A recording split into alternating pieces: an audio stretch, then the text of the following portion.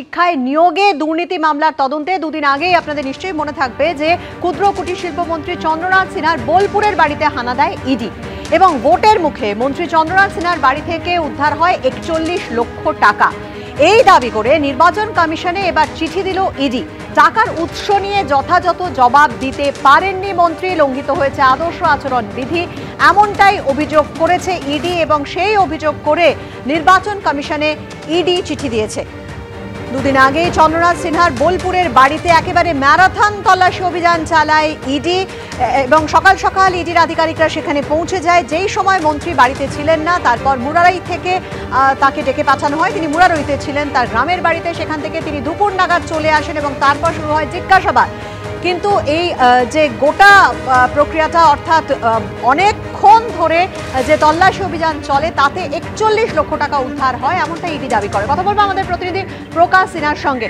প্রকাশ, এই যে 41 লক্ষ টাকা মন্ত্রী চন্দ্রনাথ সিনহার বাড়ি থেকে উদ্ধার হয়েছিল যেমনটা ইডি দাবি করেছিল এবং টাকার উৎস নিয়ে যথাযথ জবাব দিতে পারেননি মন্ত্রী, নির্বাচন কমিশনে এবার চিঠি দিল ইডি। কি খবর রয়েছে নিয়ে তোমার কাছে?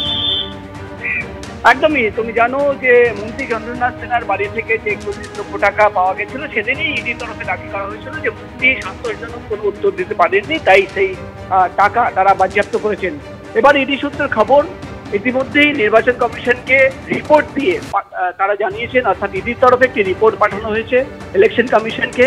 সেই রিপোর্টে ইডির আধিকারিকরা নির্বাচন কমিশনের কে জানিয়েছেন যে তারা 41 লক্ষ টাকা মন্ত্রী চন্দ্রনাথ সিনহার বাড়ি থেকে বাজেয়াপ্ত করেছেন এবং তারা জানিয়েছেন যে তারা শিক্ষা নিয়োগ দুর্নীতি মামলায় তদন্ত করতে গিয়ে যখন এই টাকা উদ্ধার করেন, মন্ত্রীর কাছ থেকে প্রশ্ন করা হয়েছিল, জানার চেষ্টা তারা করেছিলেন যে কেন এই টাকা রাখা রয়েছে। তিনি যেহেতু কোনো সন্তোষজনক উত্তর দিতে পারেননি, তাই এই টাকা বাজেয়াপ্ত করা হয়েছে। যেহেতু মডেল কোড অফ কন্ডাক্ট চলছে, তাই নির্বাচন কমিশনকে যাবতীয় তথ্য এবং কিভাবে এই টাকা বাজেয়াপ্ত করা হলো, কোথায় থেকে করা হলো এবং কত টাকা বাজেয়াপ্ত করা হয়েছে, এই যাবতীয় তথ্য কিন্তু ইতিমধ্যেই নির্বাচন কমিশনকে জানানো হয়েছে। এমনই খবর আমরা ইডি সূত্র মারফত জানতে পারছি। ধন্যবাদ প্রকাশ। ভোটের মুখে মহুয়া মৈত্রের একাধিক ঠিকানায় হানা দিয়েছে সিবিআই, আর তা নিয়ে কেন্দ্রীয় এজেন্সির বিরুদ্ধে নির্বাচন কমিশনে নালিশ জানালেন কৃষ্ণনগরের তৃণমূল প্রার্থী। কমিশনকে লেখা চিঠিতে তাঁর অভিযোগ, সিবিআই এর পদক্ষেপ বেআইনি, হেনস্থা ও প্রচারে বাধা দেওয়ার চেষ্টা করা হয়েছে। সিবিআই তদন্ত করছে, তাঁর বাড়িতে যাবে, এটাই তো স্বাভাবিক, পাল্টা দাবি করেছে বিজেপি। আলিপুরের ফ্ল্যাট, কৃষ্ণনগরে ভাড়া বাড়ি, অফিস, করিমপুরের ভাড়া বাড়ি। লোকসভা ভোটের দোরগোড়ায় শনিবার কৃষ্ণনগরের তৃণমূল প্রার্থী মহুয়া মৈত্রর একাধিক ঠিকানায় হানা দিয়েছে সিবিআই। এবার তা নিয়ে কেন্দ্রীয় এজেন্সির বিরুদ্ধে নির্বাচন কমিশনে নালিশ জানালেন মহুয়া মৈত্র। সিবিআই এর পদক্ষেপে হেনস্থা ও প্রচারে বাধার অভিযোগ তুলে এবং নির্বাচনী বিধি চালু হওয়ার পর কেন্দ্রীয় এজেন্সি তদন্ত নিয়ে গাইডলাইন বেঁধে দেওয়ার দাবি করে মুখ্য নির্বাচন কমিশনার ও মুখ্য নির্বাচনী আধিকারিককে চিঠি পাঠিয়েছেন তিনি। কৃষ্ণনগরের তৃণমূল প্রার্থীর অভিযোগ, প্রার্থীপদের কথা জেনেও সিবিআই ইচ্ছাকৃতভাবে আমার সম্পত্তি থাকা 4 জায়গায় হানা দিয়েছে। ভোটের মুখে এটার একমাত্র উদ্দেশ্য আমার প্রচারে বাধা দেয়া এবং আমার সম্পর্কে নেতিবাচক ধারণা তৈরি করা। এই তথাকথিত তল্লাশির ফল একেবারে শূন্য। সিবিআইকে খালি হাতে ফিরতে হয়েছে।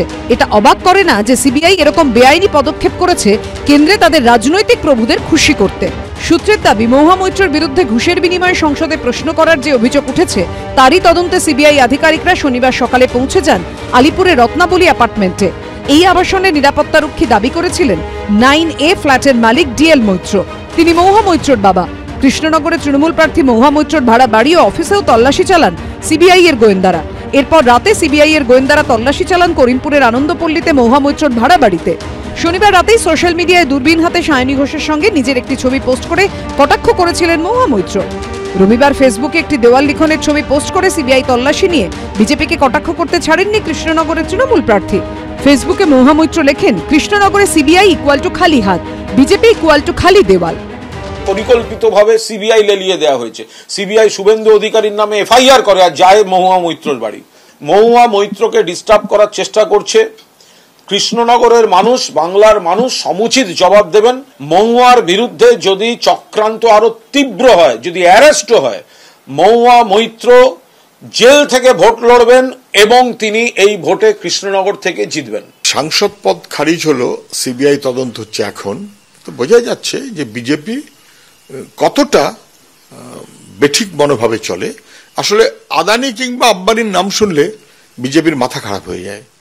তাই দেখা গেল তৃণমূলের সম্পর্কে বিজেপি নরম, কিন্তু আদানির বিরুদ্ধে কিছু বললে বিজেপি গরম।